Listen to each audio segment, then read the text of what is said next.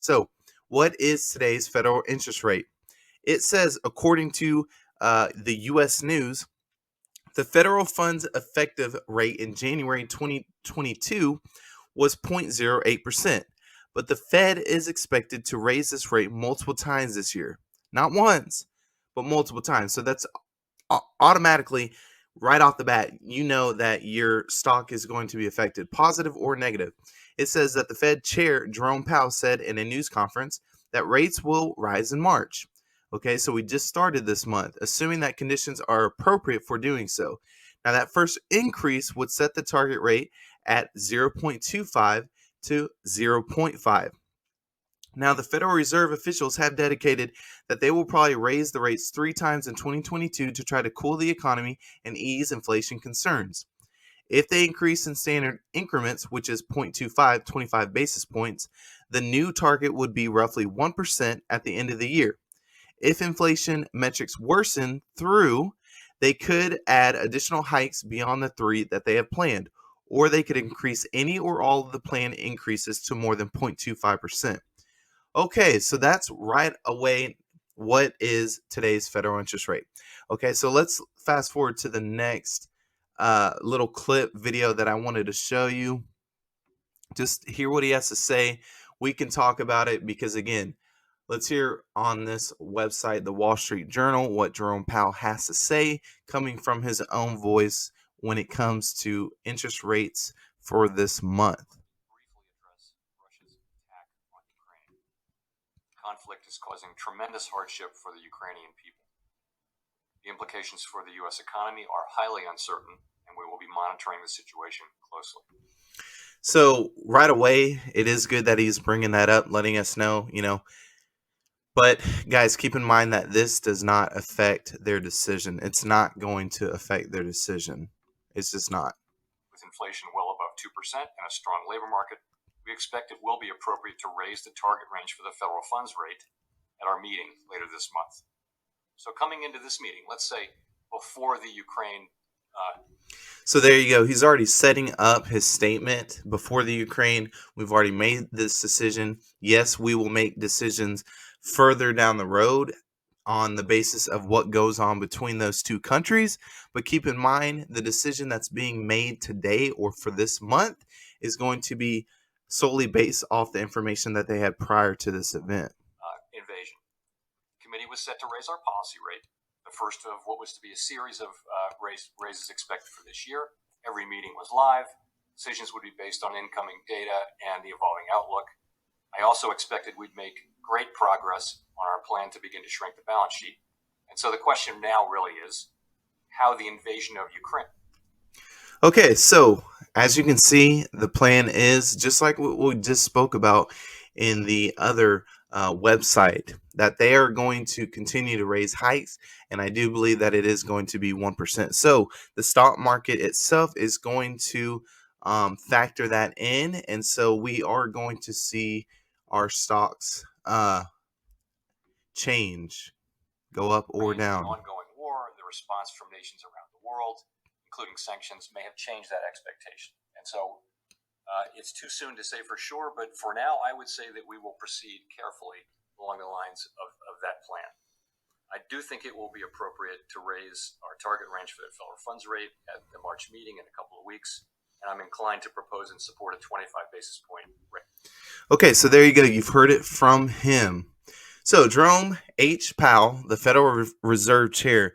By the way, if you don't know who that is, you'll hear a lot of people talk about Jerome Powell, and he is the Federal Reserve Chair, told lawmakers on Wednesday that the central bank is poised to lift interest rate at its meeting this month as it tries to cool down high inflation, saying that while Russia's invasion of Ukraine is ramping up economic uncertainty, it is yet shaking the Fed off its course. Mr. Powell testifying before the House Financial Services Committee that the economic path ahead remained unsettled as Russia invaded Ukraine and the world reacted, which it still is today. Now it says, with inflation running hot, the labor market showing strength, and the economy growing rapidly, the Fed's leader said he thought a quarter-point interest rate increase would be appropriate at the central bank's meeting, which will conclude March 16th. So there you go. There's your catalyst. That's what we're looking for when it comes to those first series of increases this year. So keep that in mind. March 16th, you can circle that date and underline it. Okay, now let's go and continue. Let's look at the housing market. Let's see what some of the analysts have to say. So, the primary reason for high come prices is economics 101, supply and demand. Inventory is lower than ever, and demand is sky high as millennials have aged into peak home buying years, and the unpick and remote work has given many Americans more flexibility in their living situations and a need for more space. So, the inventory available for homes, for example, in Boston, in the metropolitan area, is down 24.3% since December and 43.6% below January 2020 levels. That's why, right now, if you're trying to buy a house, it's going to cost a lot more than it normally would. So keep that in mind. Now, and the inventory of new homes hitting the market in January was down 25.5% from 2 years ago and 25.2% below December's count. It's very slim pickings, according to this analyst. Some questions about affordability make it seem to me as though 2022 will be a junior version of last year, which would make sense. So I just wanted to raise those concerns because we've talked about it before. So let's read this also. But the slowdown in sales doesn't have local economists fearful of a market crash or of a great recession, especially as many regulations enacted since then prevent the kind of loose credit available in the run-up to 2007-2008 economic crisis, which is true. Yes, there is a peak that's going on with the house market overall, but keep in mind the individuals that are owning those houses, it took a lot more to be able to purchase those houses. Okay, now U.S. good trade deficit hits record high. See the weighing of the GDP. Okay, good trade deficit increases 7.1% in January. Imports rise 1.7%. Exports drop 1.8%. And retail inventories advance 1.9%. Wholesale of 0.8%.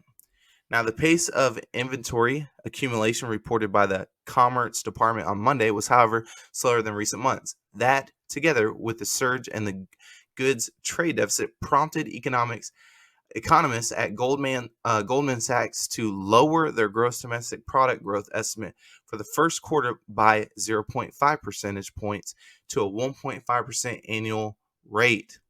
The economy grew at 7% pace in the fourth quarter, with inventories contributing a whopping 4.9 percentage points. So keep that in mind when it comes to GDP, guys. You want to look at the GDP. You want to be able to look at what's going on in the housing market. You want to be able to see how Jerome Powell will affect the market itself. So always keep those things in mind, right? And then what's going on outside of your country. What is going on where the import exports can affect your country and then trickle down to you. Now it says the goods trade deficit jumped 7.1% to an all-time high of 107.6 billion last month. Imports of goods increased 1.7%, led by food, motor, and vehicles.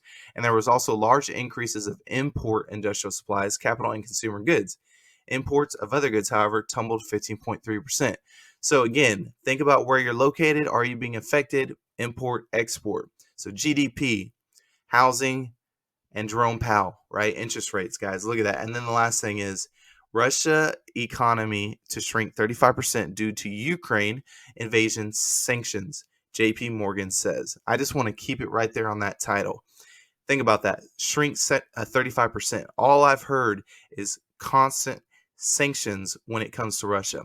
And then all you have all these tycoons who are wanting this situation to stop. One individual that owned Chelsea is having to literally sell Chelsea, the soccer company team, right? The English Premier League.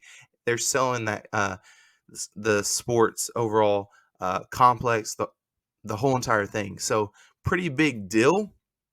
So you can tell that they're really being affected by it. So anyways, guys, I really do appreciate it, and I'll check in with you later.